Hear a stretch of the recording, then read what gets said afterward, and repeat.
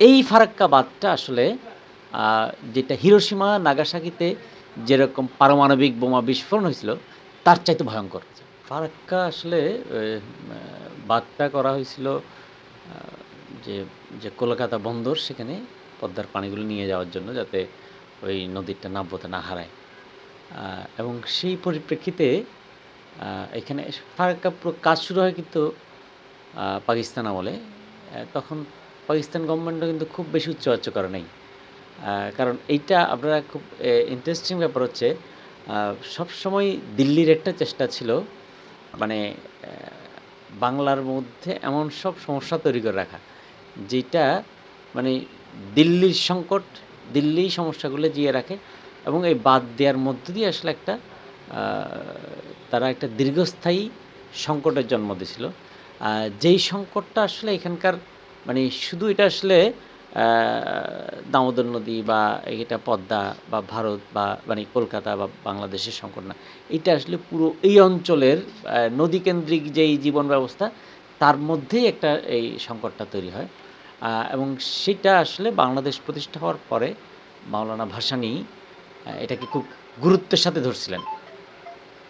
তো সেইটাই আসলে মানে মূলত এবং ভাসানী কিন্তু একটা খুব গুরুত্বপূর্ণ কথা বলছিলেন যে, এই ফারাক্কা বাঁধটা আসলে আ যেটা হিরোশিমা, নাগাসাকিতে যেরকম পারমাণবিক বোমা বিস্ফোরণ হয়েছিল, তার চাইতে ভয়ংকর।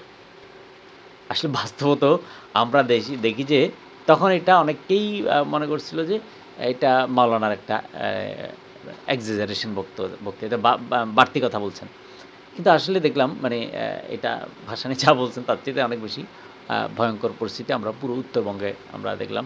মানে শুধু উত্তরবঙ্গ না পুরো সুন্দরবন অঞ্চলকে কেন্দ্র করে মানে ফারাক্কার একটা বিস্তৃত নেতিবাচক প্রভাব, মরুকরণ, লবণাক্ততা বৃদ্ধি এগুলো আমরা আসলে এই বাঁধের মধ্য দিয়ে দেখতে পাই।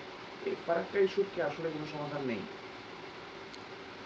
আবারও ভাসানীর কথায় আসতে হয়। মাওলানা ভাসানী বলেছেন যে, "বাঁধটাকে গুঁড়িয়ে দাও।" এখন খুব ইন্টারেস্টিংলি আপনি দেখবেন বিহার থেকে পশ্চিমবঙ্গের বহু অঞ্চল থেকেই এখন কিন্তু এই ফারাক্কা বাঁধটাকে গুঁড়িয়ে দেওয়ার কথা বলছে। কারণ ফারাক্কা বাঁধের কারণে বহু জায়গায় আ আ বন্যার প্রকোপ বেড়ে গেছে। এমনকি ভারতের মধ্যেও খরার প্রকোপ তো বটেই।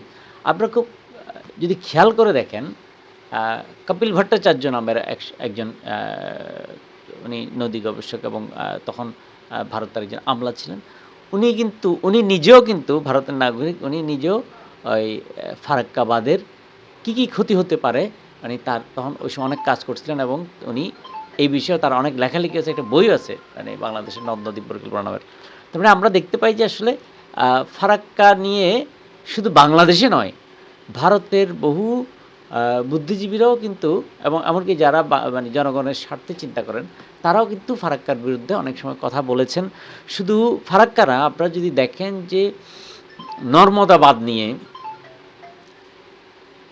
মেধা পাটকার একটা আন্দোলন শুরু করেছিল নর্মদা বাঁধের শুরু থেকেই এবং অর্থাৎ ভারতের অভ্যন্তরেও বাঁধ নিয়ে কিন্তু অনেক আ আন্দোলন এবং পারস্পরিক আ অ্যা আন্ত আ প্রদেশীয় সংকট ভারতের মধ্যে আছে। আপনারা জানেন যে ৫৪ টি নদী তারা এখন যে পানি প্রত্যাহারের যেই ভারতের প্রকল্প, এগুলোও আসলে শুধু বাংলাদেশ নয়, ভারতেরও বিস্তৃত অঞ্চলকে একটা মরুকরণের দিকে নিয়ে যাবে।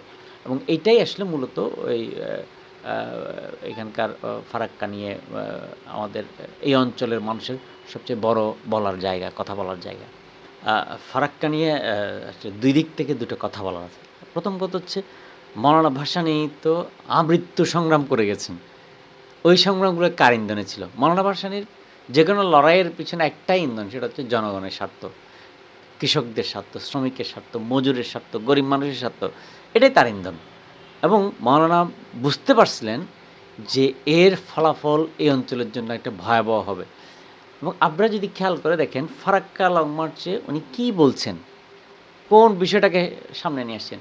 উনি বলছেন যে এখানকার এই পানি শুধু ২ অঞ্চলের মানুষ না, এই পানির উপরও হক আছে এখানকার সাপ, ব্যাঙ, কুইচ্চা, পশু, পাখি, কীটপতঙ্গ, জীব, অণুজীব প্রত্যেকেরই।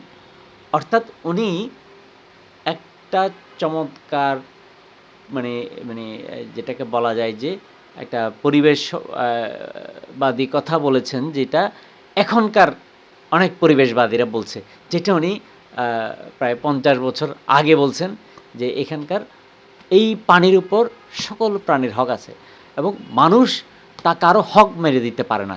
মানুষ এখানকার প্রকৃতির অংশ হিসেবে তার সাথে সমঝোতা করে বা তার সাথে ভাগে যোগে সে চলতে পারে বা সমন্বয় করে চলতে পারে প্রকৃতির সাথে। প্রকৃতির উপর যে কর্তৃত্বের যে ধারণা, মাওলানা আসলে এই লং মার্চ এবং তার এই বক্তব্যের মধ্য দিয়ে সেটা খারিজ করে দিচ্ছেন। আমরা দেখি পৃথিবীর বহু, মানে অনেকেই তাকে লুঙ্গি পরা মৌলানা বলে হয়তো ভাবেন যে উনি কী বলছেন এগুলা। উনি যা বলে আসছেন 50 বছর আগে। আজকের দুনিয়া আমরা যে দেখতেছি যে সারা দুনিয়াতে এখন পরিবেশ বিপর্যয় নিয়ে অনেক কথাবার্তা হচ্ছে। তো উনি মৌলানা তো এটা 50 বছর আগেই বলে দিয়েছেন যে এটার উপর কর্তৃত্ব করা যাবে না। উনি এটার একটা রাজনৈতিক, তাত্ত্বিক, দার্শনিক দৃষ্টিভঙ্গি থেকেই মৌলানা কিন্তু যে প্রকৃতিকে যেভাবে দেখার যে চোখ মৌলানা দিয়ে গেছেন বা যে চোখে উনি প্রকৃতিকে দেখছেন, সেটাই আসলে এটার বিকল্প আসলে দুনিয়াকে বাঁচানোর আর কোনো পথ নাই। এখন আপনারা দেখেন যে এই যে বাংলাদেশের যে পরিমাণ গরম পড়ছে, সারা দুনিয়াতে গরম পড়তেছে। এই যে পরিমাণ বৃষ্টি হলে তো অনবরত বৃষ্টি হচ্ছে। অর্থাৎ এই যে পরিবেশের যে ভারসাম্য নষ্ট হয়ে যাচ্ছে, এটা এইবার গরমটা আপনি দেখেন যে এটা পুরো এই অঞ্চলের আবহাওয়ারই পাল্টে দিচ্ছে। সুতরাং এই বিষয়গুলো মাওলানার যেই দৃষ্টিভঙ্গি, যেই উনি যে বলছেন যে পুরো প্রকৃতিকে নিয়েই চলা, পুরো প্রকৃতিকে নিয়েই ভাবা এবং মানুষ প্রকৃতির অংশ, সেই জায়গা, সেই দৃষ্টিভঙ্গি আজকে আমরা যদি অর্জন করতে না পারি, তাহলে আসলে এই দুনিয়াকে, এই বাংলাদেশকে রক্ষা করা যাবে না। সেই দিক থেকে মাওলানা ভাসানীর যে ফারাক্কা লং মার্চ, সেটা এই দুই দিক থেকেই গুরুত্বপূর্ণ। পানির উপর কোনো রকম রেস্ট্রিকশন করা যাবে না। নদীর উপর কোনো রকম এই স্বাভাবিক প্রবাহের উপর কোনো রকম রেস্ট্রিকশন করা যাবে না।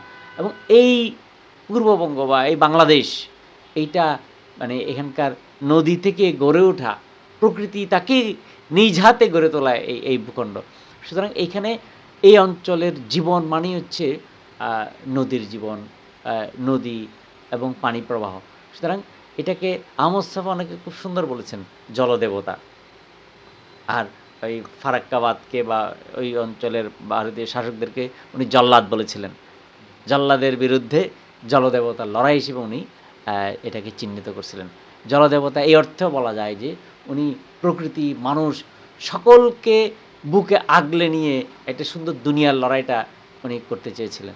এবং এই জল্লাদদের বিরুদ্ধে যারা আসলে মুনাফা এবং কর্তৃত্বের নাম করে অপর দেশকে বিপদে ফেলে, এমনকি গরিব মানুষকেও তারা একটা ঝুঁকির মধ্যে ফেলে দেয়, তাদেরকেই জল্লাদ হিসেবে, এবং তাকে সে অর্থে দেবতা হিসেবে চিহ্নিত করছিলেন আহমদ ছফা।